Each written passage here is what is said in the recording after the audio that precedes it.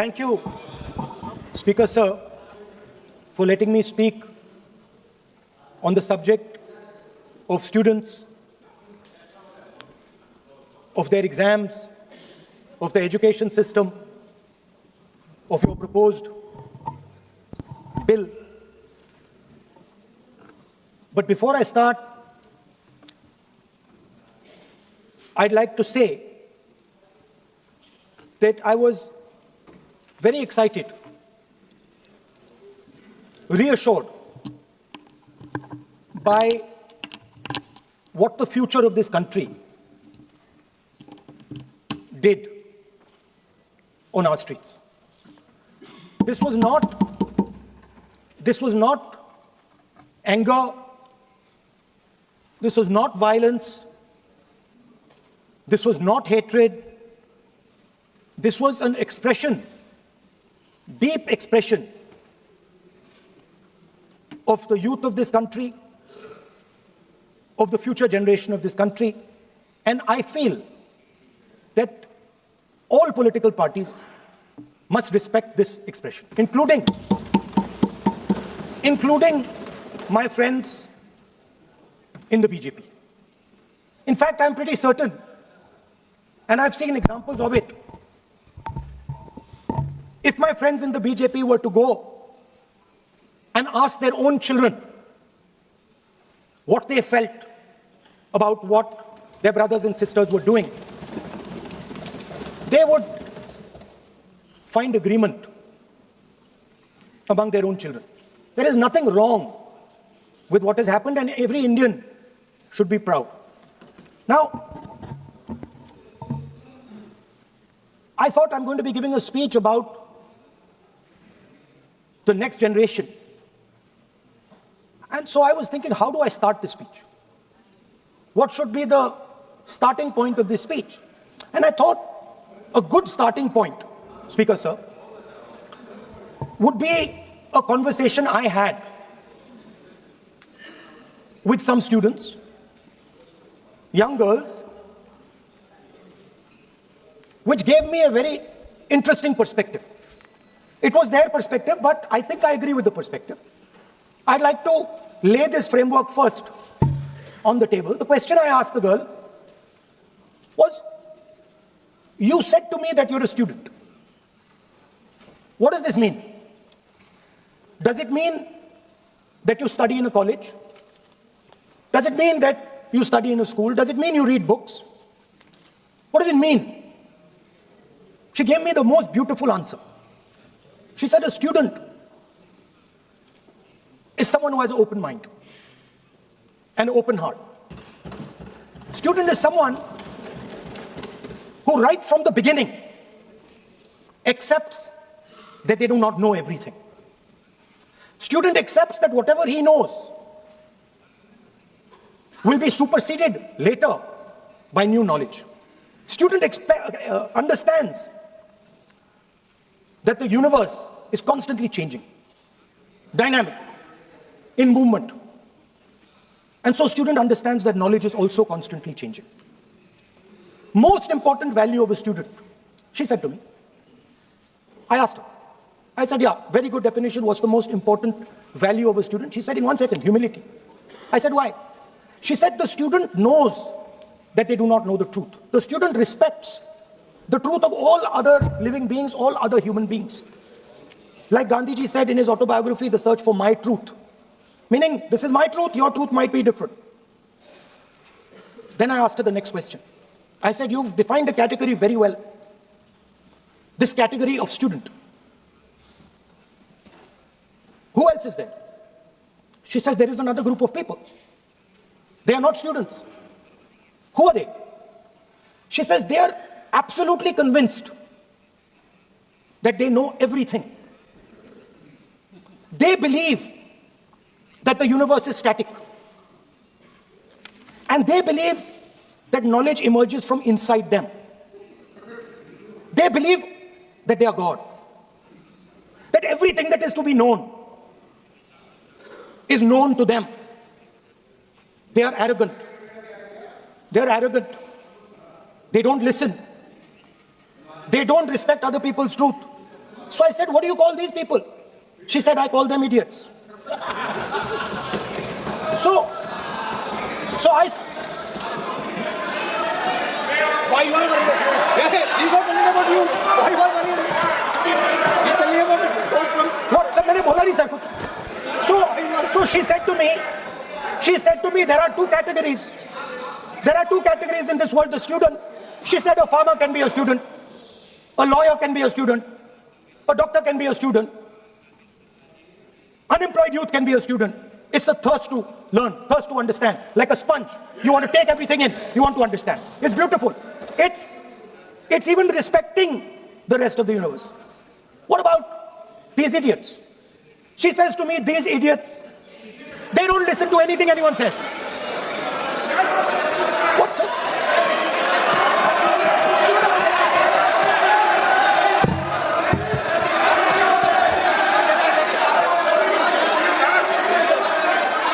Speaker sir, what is going on, sir?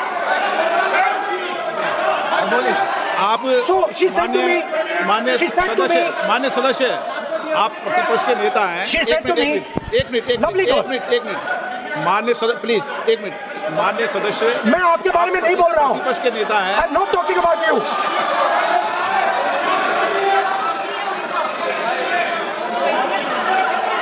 माननीय प्रतिपक्ष के नेता, मैं आपसे आग्रह करता हूं.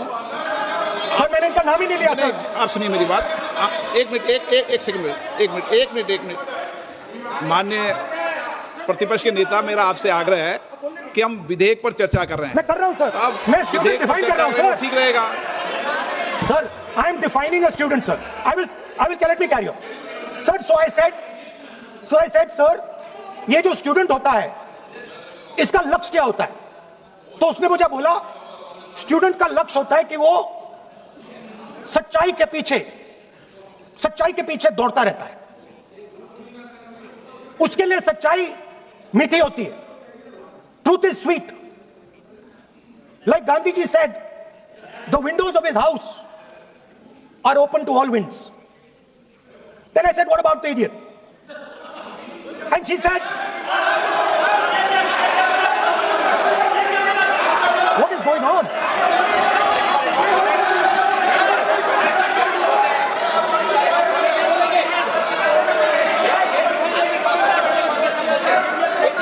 Okay, sir. So she said, so I said, what about? I said, so sir, I said, okay, what about this other type of person who is not a student?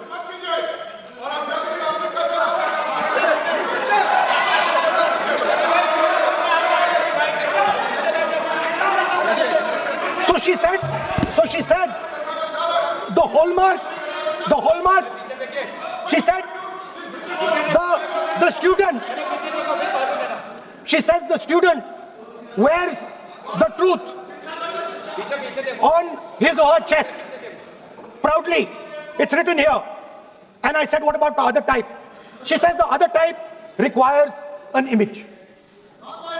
It requires an image, and as that image is not true, because the idiot is trying to pretend that he is God, I'm not talking about that. As it is not true, and the idiot is trying to pretend he's God, he has to create this massive image. Then I asked a question, sir. मैं सोचा कि यार ये, sorry sir, मैं सोचा कि ये student है और फिर ये इडियट भी है. तो मैंने उससे पूछा, एक बात बताओ, ये तीसरी कैटेगरी कहां जाती है?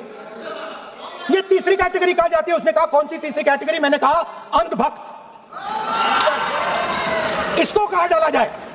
She says to me, अंधभक्त is a person who is absolutely convinced that another idiot is God.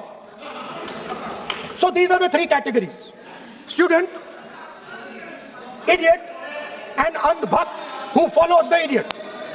Now,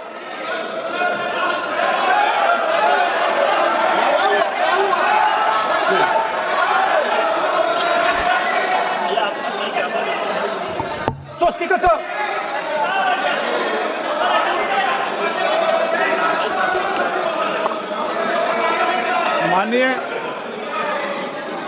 माननीय Speaker, प्रतिपक्ष के नेता हैं आप, नाउ सुपर सदन की गरिमा रखते हुए विधेयक पर ही चर्चा करें तो Okay, उचित sir. रहेगा। आगे जा रहा हूं sir. So speaker sir, I found this to be a very nice framework, and this framework came to me from an 18-year-old girl, lovely student, probably one of the protesters in the Chhatron Ki Goonj programs. Sir, superficially, sir superficially लगता है कि हमारे जो students हैं वो exams के बारे में बात कर रहे हैं, वो एजुकेशन सिस्टम के बारे में बात कर रहे हैं, वो शिक्षा की कॉस्ट के बारे में बात कर रहे हैं, और ये सच है। Education system is very expensive, more money is spent on one exam, on one exam than is spent by the government on our education budget. Sir, 8-10 घंटे स्टूडेंट्स पढ़ते हैं, सालों के लिए पढ़ते हैं। Sir please Sir, That's not right. we will not allow anybody to talk. This is the point. Kirendra Joji, when we will not allow it. What is this?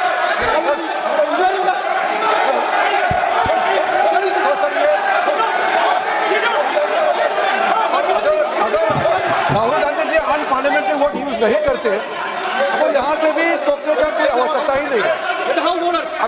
अभी जो शब्द मैं ये मानता हूँ कि राहुल गांधी बहुत तरीके से ऐसा शब्द यूज कर रहे हैं, वो एक स्टूडेंट के नाम से ऐसा शब्द का इस्तेमाल कर रहे हैं, वो इस्तेमाल तो वही कर रहे हैं ना, राहुल गांधी जी ही कर रहे हैं।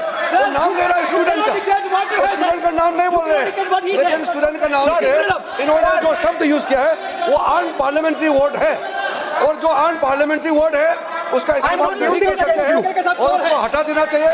और बार बार एक ही शब्द को एक छात्र का नाम से बार बार इस्तेमाल कर रहे हैं, सर वो नहीं होना चाहिए, वो गलत इस्तेमाल किया। आपके लिए नहीं इस्तेमाल किया, I didn't use it for you. शब्द रूल बुक है ना सर, ये रूल बुक में अनपार्लियामेंट्री एक्सप्रेशंस का किताब है, आप भी चलो। और आपने जो शब्द इस्तेमाल किया वो अनपार्लियामेंट्री वर्ड है। मैं नहीं कह रहा हूँ, rule book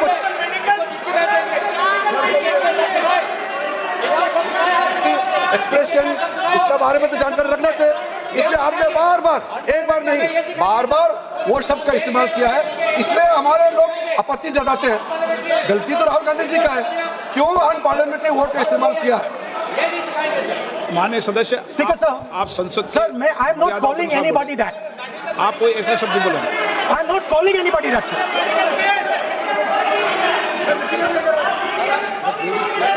Doesn't matter, it's gone now.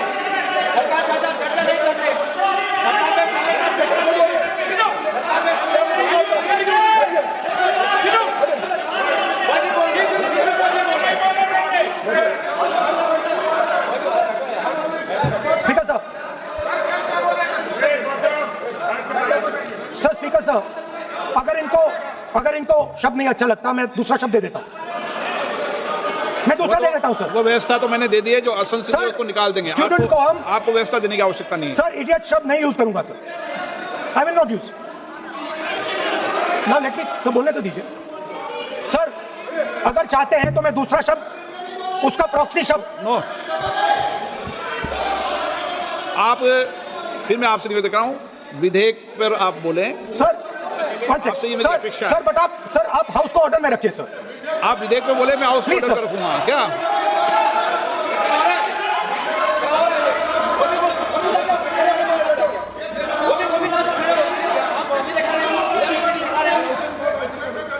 So speaker sir, so I defined this young lady, gave me a beautiful framework, 3 categories of people.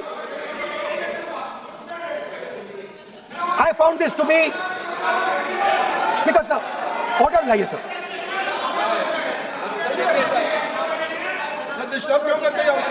You are not allowing, let you speak.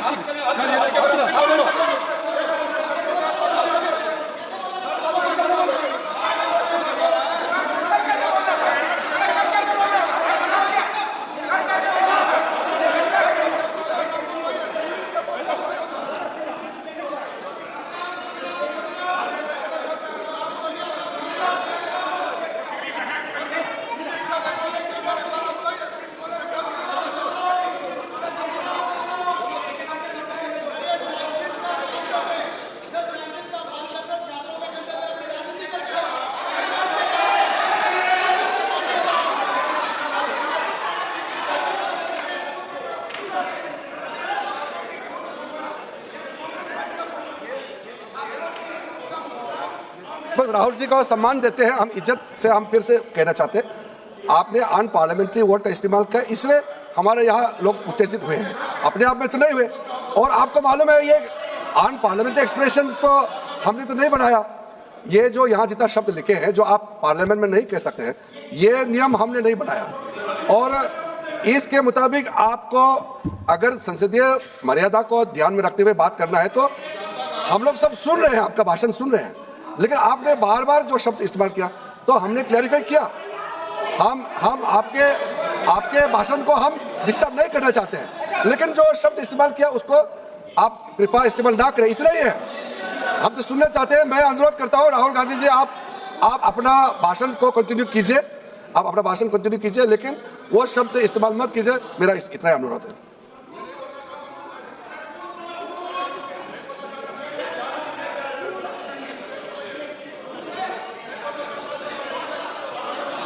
नहीं बोलना चाहते तो आगे बढ़ते हैं।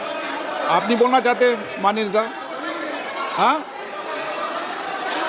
माननीय संसदीय कार्य मंत्री ने आपसे आग्रह कर दिया है कि आप असंसदीय शब्दों का उपयोग न करें, सदन में बोले, कोई आपत्ति नहीं बोले आप।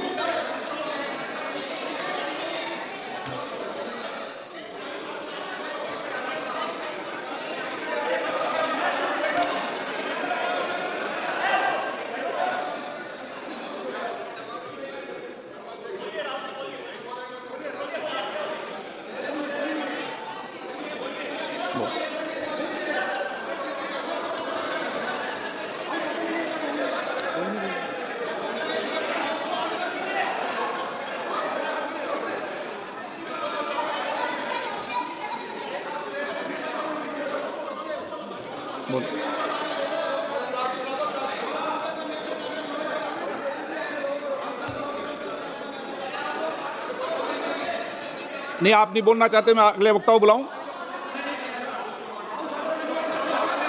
हाउस ऑर्डर में आप बोलिए।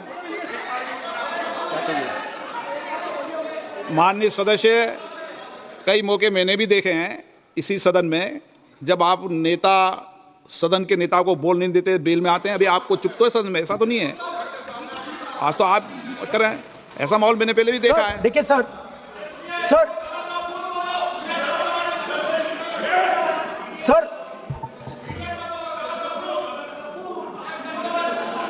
House, sir, to keep house in order, sir, is your esteemed responsibility.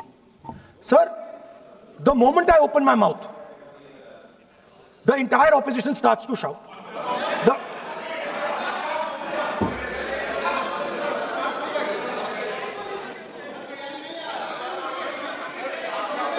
मैं फिर से कहता हूं राहुल गांधी जी, आप इस तरीके से हमारा अच्छा एक डिबेट जो चल रहा है, आप लीडर ऑफ अपोजिशन है और आप ऐसे परिस्थिति खराब मत कीजिए।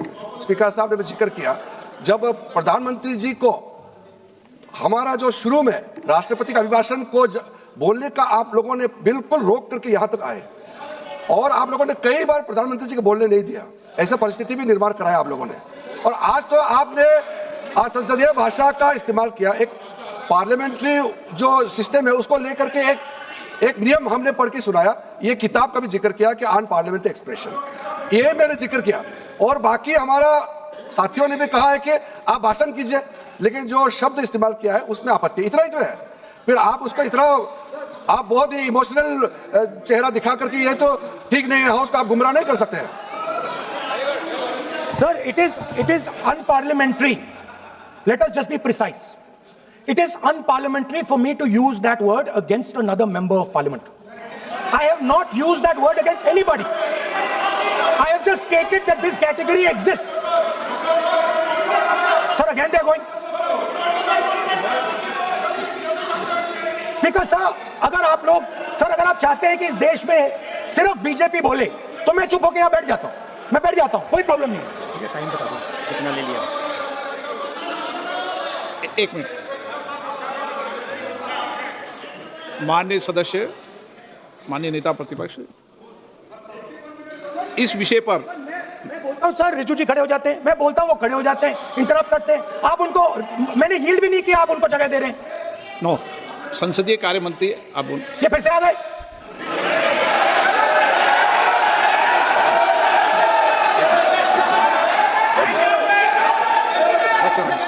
रक्षा मंत्री जी बोलना क्या? एक मिनट देखो, सदन में एक अच्छी व्यवस्थाएं रही है, अच्छी मर्यादाएं रही है, और हमें अच्छी मर्यादा बनाने का प्रयास करना चाहिए। जो सदन में मर्यादा तर्क से बोलता है, देश भी सुनता है और सम्मान भी करता है। मेरी ये अपेक्षा रहती है कि सदन के अंदर शब्दों का चयन ऐसा हो जो संसदीय मर्यादाओं के अनुरूप हो और हमारी चर्चा उच्च कोटि की हो, ये मेरी अपेक्षा रहती है। अब मानो रक्षा मंत्री माननीय राजनाथ सिंह जी सदन के उपनेता हैं, कुछ मानो सर मैंने हिल नहीं किया, हिल नहीं किया। अगर कुछ नहीं, मैंने हिल नहीं किया, मेरा भाषण चल रहा है सर, मैंने हिल नहीं किया है। बोलिए आप। नहीं, एक मिनट सुनिए, एक मिनट, किसी इल्ड करने से नहीं, यूं भी हमारी व्यवस्था रहती है कि कभी नहीं मैंने किसी नो अलाउ, आपको भी अलाउ करते हैं, ऐसा नहीं करते, अलाउ नहीं करते, ठीक है, अलाउ नहीं करते ऐसा नहीं, पर रक्षा मंत्री जी कुछ बोलना चाहते हैं, शायद बोला है, सदन में अच्छा माहौल के लिए बोलेंगे। अध्यक्ष महोदय, मैं बहुत ही विनम्रतापूर्वक अनुरोध करना चाहता हूं कि ये असंसदीय शब्द का प्रयोग हमारे नेता प्रतिपक्ष ने किया है, उसे कार्रवाई से निकाल दिया जाए। अपना व्यवस्था से निकल जाता है।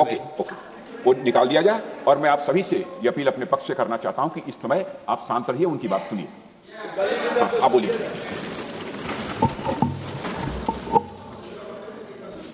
So, there are 3 categories of people. I'm not using the word. There is one category of people called student, विद्यार्थी, जो विद्या का अर्थ ढूंढता है, and then there are the 2 other categories which I will not name.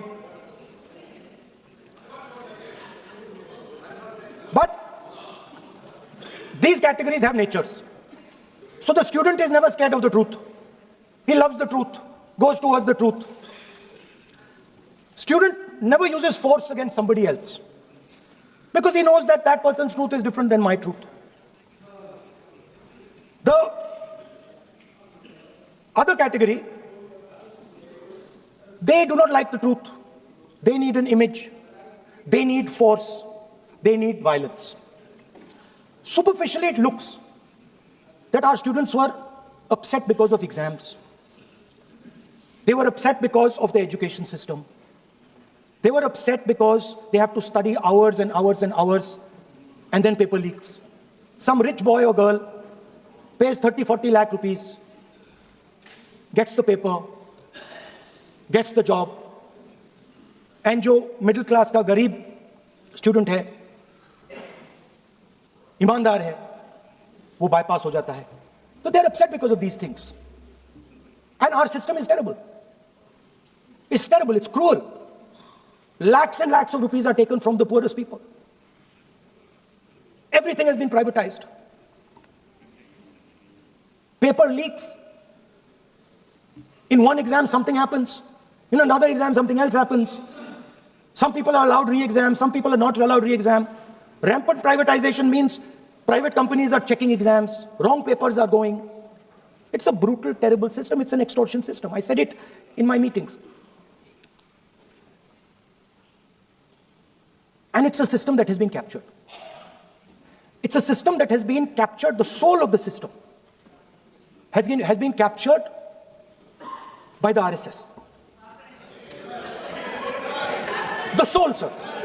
Rajnath Singh ji said, sir, please. Sir, Rajnath Singh ji said that we are not the UPA. Our ministers never resign. He's right. What has happened here? The resignation of Mr. Dharmendra Pradhan. That's a superficial thing. Because Dharmendra Pradhan never ran the education ministry. Never.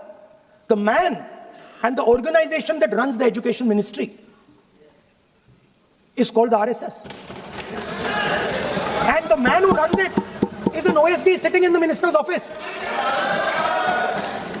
So, what the students are really irritated about is that they are not allowed to be students in India. They are not allowed to follow their passion. They're not allowed to say what they want. They're not allowed to ask the questions that they want. They have to buy this nonsensical history that the RSS fantasizes about. They have to buy this structure. Every single university in India, the students should know this, and I'm saying this for them. Every single university in India today has a vice chancellor from the RSS. Dharmendra Pradhan is a symbol. Your real enemy is the RSS. Keep it in mind. They are the people who are not letting you be students. They are the people who want you to be andhbhakts. And this is a reaction from the soul of India that is saying, under no circumstances are we going to become your andhbhakts. Under no circumstances are you going to define our future. Under no circumstances are we going to lose. And this is a beautiful expression. The amazing thing to me, the amazing, fascinating thing to me is that the parents of these children did not have the courage to face the BJP. The parents of these children did not have the courage to face the RSS. And yet these children, brave, imaginative, powerful, stood there and faced whatever you could throw at them. I've got some experience about facing the RSS, about facing Mr. Narendra Modi, about facing this group. The game is not about facing them. There's nothing in them. There's nothing in the RSS. The game is about facing your own fear. And that is what the students did. The students overcame their fear. The students challenged the idea that you could destroy them. They challenged the idea that you could destroy their career. They asked the question, why are you not allowing us to have jobs? They asked the question, why can we not fall in love with somebody we like? They asked the question, why do you attack different religions? They asked all these questions, and they asked it in public. You couldn't do nothing about it. And I'm very happy today to see that the so-called Home Minister of this country does not have the courage to come and sit here. He does not have the courage to come and sit here. Sir, please. आज प्रश्न I saw the Home माननीय Minister. मंत्री जी बैठे हैं जिनका विधेयक है वो बैठे हैं. I saw the Home Minister, sir. Carcade. Sir, I saw the carcade. 30 cars. With the Home Minister sitting inside the car. Like that. Looking. Shaking. What is this, sir? Speaker, sir. Why is the Home Minister not here today? The Home Minister is not here today because he's not here today because he is scared.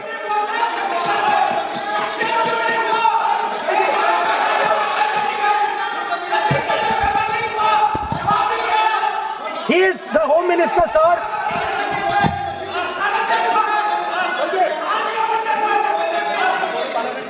Sir बैठ जाओ. देखिए आज home मंत्रालय पे चर्चा नहीं हो रही. आज जिस विधेयक पर Sir, चर्चा क्या माननीय बोल- मंत्री जी बैठे हैं. The Home Minister, sir, the Home Minister no, आज होम is मिनिस्टर पर scared. चर्चा नहीं है. जिस विधेयक पर चर्चा है वो विधेयक पे मंत्री बैठे हैं. यही व्यवस्था रहती है सदन के अंदर. Sir, the Home Minister. Sir, the Home Minister authorized the shooting of our students, sir. He put pellets into the blood of our students. He ordered the students of India to be shot. क्या बोल रहे हैं? Sir ये आप सोचिए, आप कितना गलत बात बोल रहे हैं. आप कल्पना कर सकते हैं, आप बिना सोच समझ करके जो इस्तेमाल कर रहे हैं, और किसने फायरिंग का ऑर्डर दिया. What is going on? कैसे बोल सकते हैं आप? कितना गलत बात करते हैं, ऐसा मत बोलिए. राहुल गांधी जी, आप नेता प्रतिपक्ष हैं, गंभीरता से बात बोलना चाहिए. आप बिना तर्क करके यहाँ ऐसा बात करते हैं, ये ठीक नहीं है सर. अभी तुरंत आप किस बेसिस पे ये बयान दिया है? किस बेसिस पे आपने ये बयान दिया, बताइए. किसने आपको बताया और किस तर्क के साथ आप ये बयान दिया है? ये बहुत बात बोला है राहुल गांधी जी ने, बहुत गलत बात बोला। मैं इसका आपत्ति करता हूँ, कार्रवाई से निकलना ही चाहिए, लेकिन राहुल गांधी जी आप माफी मांगिए, ये ठीक बात नहीं है। आप ऐसा नहीं बोल सकते, गलत बात बोला है। कैसे आप आरोप कैसे लगा सकते हैं? ठीक नहीं है, बहुत गलत बात बोला है। आप गोली चला रहे हैं, ये कोई छोटा मोटा चीज नहीं है। ये तो देखिए कितना गलत बात बोला अध्यक्ष, ऐसा तो नहीं बोल सकते। How can he say that somebody ordered firing? You can make statement outside in the house. You cannot make that statement. It is a serious allegation. It is a breach of his own position and privilege. This is not proper. ऐसा नहीं हो सकते। आप कैसे बोल सकते हैं?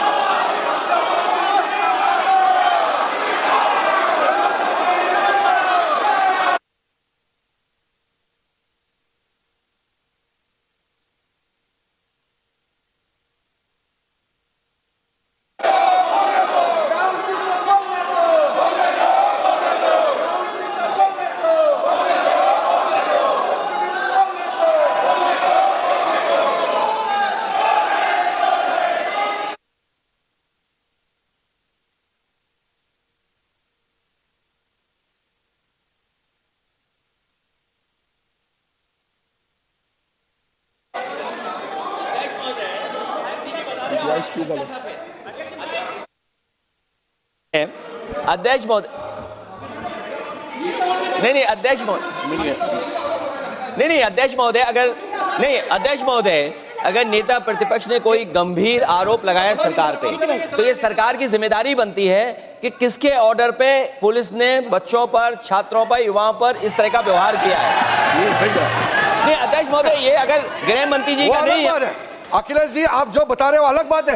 राहुल जी ने ये नहीं कहा, उन्होंने सीधा नाम लेके कहा, इंक्वायरी का बात नहीं मांगा।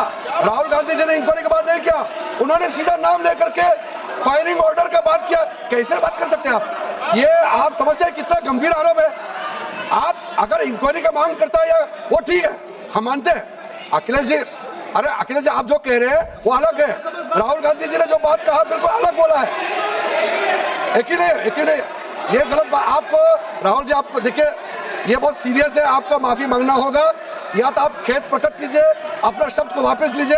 आपने बहुत गंभीर झूठा आरोप लगाया है, ये बहुत गंभीर है, ऐसा मत कीजिए।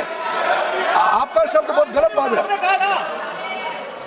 देखिए माननीय प्रतिपक्ष के नेता, मेरा आपसे आग्रह है, एक मिनट आप विधेयक के बोलो, और आप कोई भी तथ्य, कोई भी बात कहें तो आप खुद इंक्वायरी कर खुद निर्णय की स्थिति में नहीं बने। ये आप विषय कह सकते हैं कि इस लाठीचार्ज की इंक्वायरी होना चाहिए, लेकिन आप किसी व्यक्ति विशेष, अखिलेश ने भी कहा, आप इंक्वायरी की बात कर सकते हैं, लेकिन आप कहें कि नाम लेकर किसी का कहें, ये उचित नहीं है। ये उचित नहीं है, सदन की गरिमा के अनुरूप नहीं है। सर,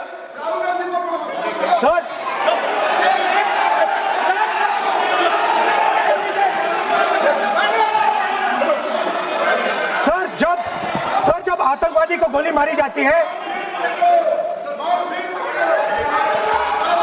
ये हम बहुत एक गंभीर स्थिति में आए हैं।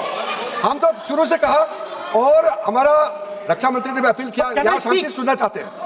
लेकिन आप ये बताइए कि आप जब गृह मंत्री जी के नाम को लेकर के, आप गृह मंत्री जी के नाम को लेकर के आपने जो शब्द इस्तेमाल किया, जो आपने वक्तव्य दिया, किस बेसिस पे आपने कहा है, आप प्रूफ दिखाओ। आपको माफी मांगना होगा सर, ये इसको हम हल्के में नहीं ले सकते, नहीं तो कल को कोई भी मेंबर उठ के कुछ भी बोलेगा। आज मैं कहूंगा किसी ने किसी को मर्डर किया है, बोल सकते हैं क्या? नहीं, ये सर ये ठीक बात नहीं है।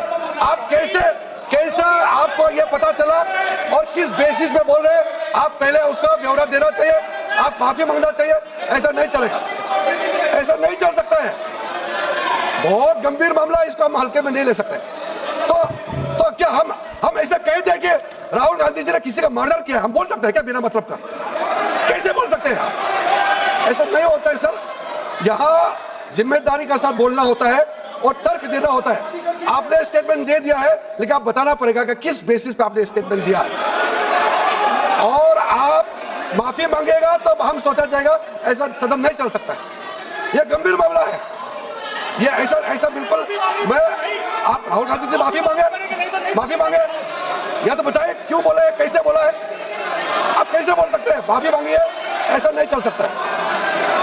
अध्यक्ष चल सकता है सदन, ऐसा नहीं चल सकता। ये नहीं होगा। हम इस सदन को इस तरीके के बिना मतलब बिना तर्क का देश के जिम्मेदार एक व्यक्ति के ऊपर में ऐसा आरोप हम कतई लगाने पे हम मंजूर नहीं दे सकते हैं। नहीं होगा, आपको माफी मांगना होगा, नहीं तो ऐसा बहस नहीं हो सकता है। ये ठीक नहीं है सर। वो माफी मांगेगा या तो बताओ क्यों, कैसे उसको पता चला है और किस बेसिस पे बोला है। ऐसा नहीं होगा। बोलो साहब। नहीं बोलिए आप, Because लेकिन sir, the use, मैं बोल सकता हूं सर प्लीज। मेरा मानना ये है कि आपने जो तथ्य किए हैं उन तथ्यों में जब तक कोई पुख्ता सबूत नहीं हो, आपके पास कोई इंक्वायरी कमीशन किसी रिपोर्ट नहीं हो, ऐसे शब्द कार्रवाई में नहीं जाना चाहिए। बोलने तो दीजिए सर। आप बोलिए ना, बोलने दीजिए सर। कौन मना कौन कर रहा बोल, लेकिन बोलने के अंदर आप कोई तथ्य बोले तो सदन में बोल रहे हैं आप, सदन के बाहर और सदन के अंदर। मैं बोल सकता हूं सर। हाँ बोल सकते हैं आप, तो सदन के हटाइए सर इनको। बोल सकते हैं स्पीकर सर,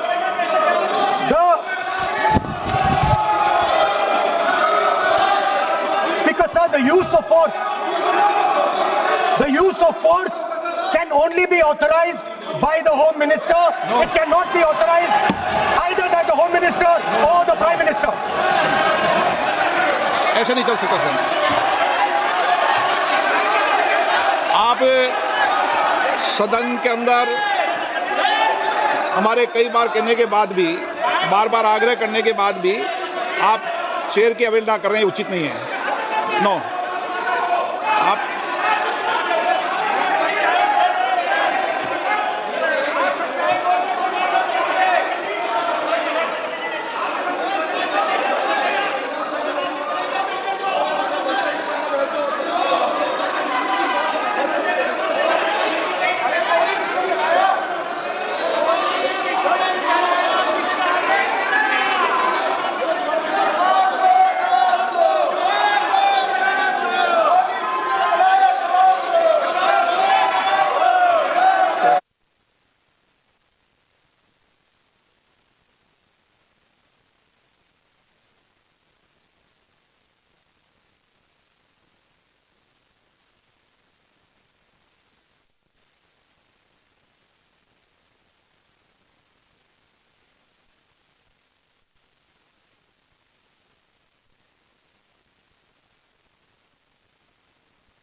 होम मिनिस्टर का कौन सा ऑर्डर है, वो ऑर्डर का कॉपी आप निकाल के बताइए।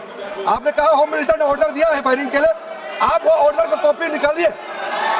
आप बताइए किसने आपको बताया, कौन सा ऑर्डर नंबर, किस व्यक्ति को कहा है, कौन सा अधिकारी। आप कॉपी निकाल करके सदन में रखिए। ऐसा नहीं हो सकता है, चर्चा ऐसा नहीं हो सकता है। कुछ भी मन में चाहेगा बोल करके आप भाग जाएंगे हेडलाइन बतौरने के लिए। ऐसा नहीं हो सकता। ये भारत का संसद है, यहाँ जिम्मेदारी के साथ बोलना चाहिए।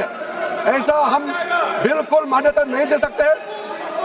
आप नहीं बोलना चाहते तो मत बोलिए, लेकिन गलत बात नहीं बोल सकते। ऐसा नहीं हो सकता, हम परमिशन नहीं दे सकते। आप कंक्लूड कर दीजिए। नो,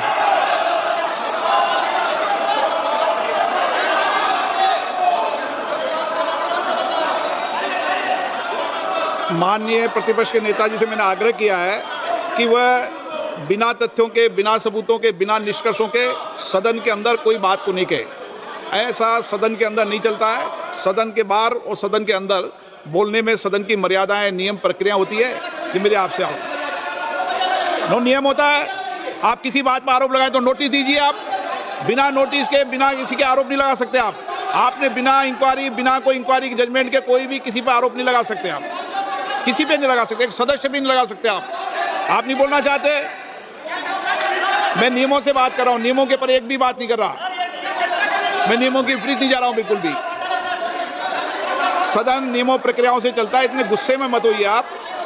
सदन नियमों प्रक्रियाओं से चलता है। मैंने नियमों के तहत ही आपको आग्रह किया है कि सदन में कोई भी आरोप लगाते समय पूरे तथ्य, निष्कर्ष या किसी की रिपोर्ट के आधार लगता है, ऐसा नहीं है। नहीं,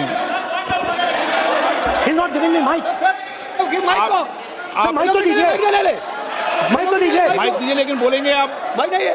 माइक नहीं है सर। माइक तो चालू है। आप माननीय सदस्य, लेकिन सदन की गरिमा से बोलेंगे आप। मैं बोल सकता हूं सर। आप बोल सकते हैं, लेकिन सदन के नियम प्रक्रियाओं से बोल सकते हैं। उनको आप बैठाइए सर। नो,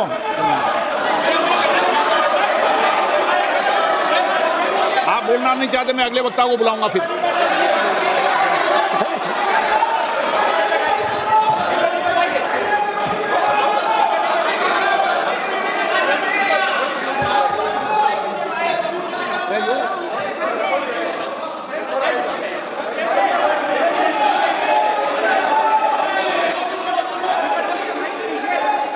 सदन में मैंने बार बार आपसे आग्रह किया है, आप अगर सदन के अंदर,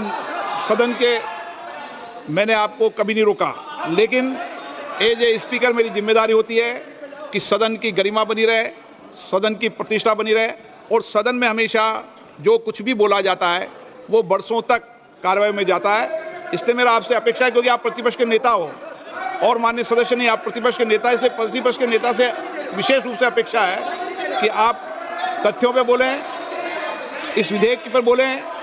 आप विधेयक पर बोलना नहीं चाहते, तथ्यों पे बोलना नहीं चाहते, आप सदन नो।